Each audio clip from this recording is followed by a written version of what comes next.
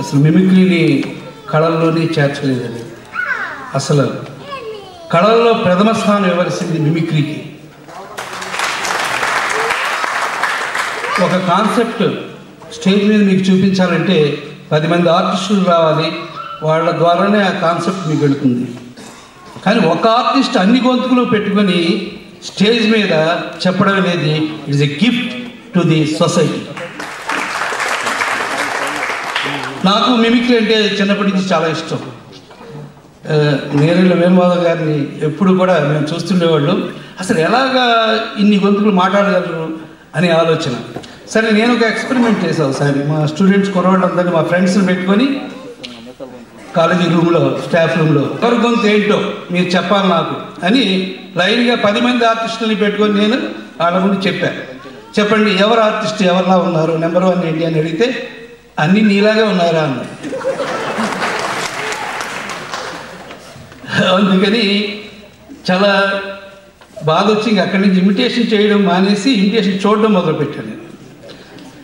ఈ ప్రపంచంలో ఏదైనా కావలిస్తే తల్లిని బిడ్డని ఇమిటేట్ చేస్తే, ఇలాంటి నాయకుల్ని ప్రజలు ఇమిటేట్ చేస్తే, ఇలాంటి మంచిని నేర్చుకునేవాళ్ళు ఇమిటేట్ చేస్తే సమాజంలో ఎప్పుడు కూడా మంచి అనేది అలా వెళుతూనే ఉంటుంది.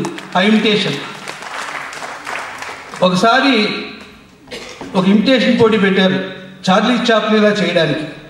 ఇమిటేషన్ వాళ్ళందరూ కూడా చాలా కష్టపడి ఆ పోటీకి వచ్చి చేస్తే అందులో నిజంగా ఎవరికి తెలియకుండా చార్లీ చాప్లిన్ కూడా పోటీ చేశాడు. చేస్తే చార్లీ చాప్లిన్ సెకండ్ ప్రైజ్ వచ్చింది, ఆ ఇమిటేటర్ ఫస్ట్ ప్రైజ్ వచ్చింది. అందుకని చార్లీ చాప్లిన్ నాకంటే నన్ను ఇమిటేట్ చేసిన వాడు గ్రేట్ అని అతను అభినందించాడు. ఇది ఇమిటేషన్ చేసేవాడికి కన్విక్షన్ ఉండాలి, ధైర్యం ఉండాలి, తన మీద తనకి నమ్మకం ఉండాలి, తన టాలెంట్ మీద నమ్మకం ఉండాలి. ఇన్ని మనసులో పెట్టుకుని మిమ్మల్ని అందరినీ ఒక వ్యక్తి నవ్వించడం అంటే అది సామాన్యమైన విషయం కాదు, చాలా గొప్ప విషయం. ఈరోజు రవి గారిని సత్కరించడం చాలా గొప్ప విషయం. ఎందుకంటే కొన్ని కళలు తెరమరుగు నుండిపోతున్నాయి, ఇప్పుడు అవన్నీ పైకి తీసుకురావాలి. అందుకని నంది అవార్డ్స్లో కూడా ఈ మిమిక్రీ సెక్షన్కి ఒకటి కల్పించాలని నేను అనుకుంటున్నాను. నిజంగా నాకు అనిపిస్తుంది ఇమిటేషన్ ఇది గొప్పది కదా. ఈ పక్షులన్నిటికీ ఇమిటేషన్ చేసే శక్తి ఉంటే అన్ని కోకిల్లా పాడే, ఎందుకు వాళ్ళకి శక్తి లేదనిపిస్తుంది నాకు. అంత గొప్ప ఆర్ట్ ఇది. ఈ ఆర్ట్ని మనం ఆదరించాలి.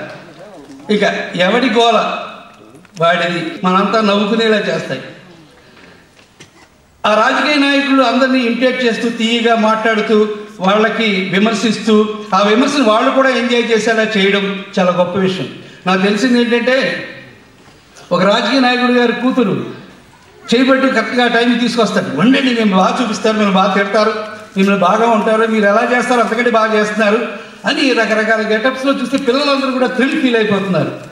అలాంటి చక్కటి ఎపిసోడ్ని వర్కౌట్ చేసిన రవి గారు నిజంగా నేను అనుకున్నా ఇది ఒక్కొక్కడు చెప్తున్నారేమో అని. ఒకే మనిషి ఇచ్చే గిఫ్ట్ కళాకారుడికి ఏది ఉండదు. మీరు డైరెక్ట్గా ఎన్ని కోట్లు ఇచ్చినా సరే తృప్తి ఉండదు కళాకారుడికి. బొతం తట్టి బాగా చేసేవాళ్ళ మాటే అతనికి తృప్తి. ఆ మాట ఇవ్వని ప్రేక్షకులు కోరుకుంటూ మీరు ఈ కళను ఇంప్రూవ్ చేయండి. ఇది గ్రేట్, ఇది సామాన్యమైన విషయం కాదు. Mimicry is a gift to the audience.